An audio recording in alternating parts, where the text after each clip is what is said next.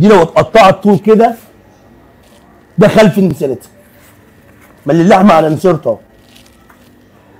يعني دلوقتي الحاج حماده بيوضح لنا ازاي ان احنا ممكن نقطع اللحمه.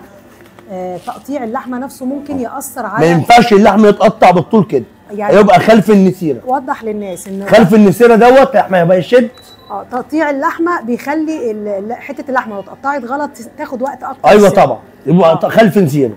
طول ما اللحمه متقطعه في نسيرتها كده اللحمه ما ياخدش معاكي سوا خالص، لان هو بطبيعته لحمه صغير في السن ولحمه محترمه. يعني لو حته اللحمه اتقطعت بالعرض او بالطول ده ياثر على مده السن. طبعا طبعا. قول لست البيت اكتر، طبعا. وضح لها اكتر معلش. ما يتقطعش لحم خلف نسيرته.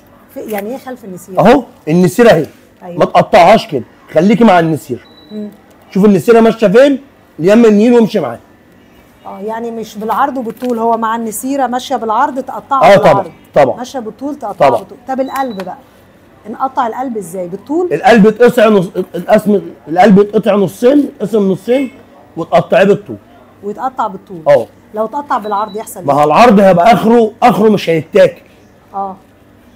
انت بتقول كل ما نقطع الحته بالعرض تفضل تمط. ايوه طبعا تشد معاكي. فده اللي يخليها تشد. المخ بقى نقطعه ازاي صح؟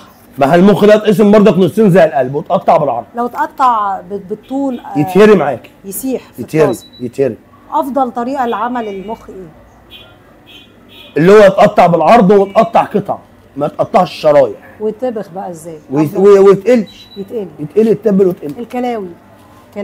الكلاوي زي القلب بالظبط. تتقطع ايه ازاي؟ تتقطع بالعرض. طيب قول لي واصلح حاجه للكلاوي تتقطع شرايح.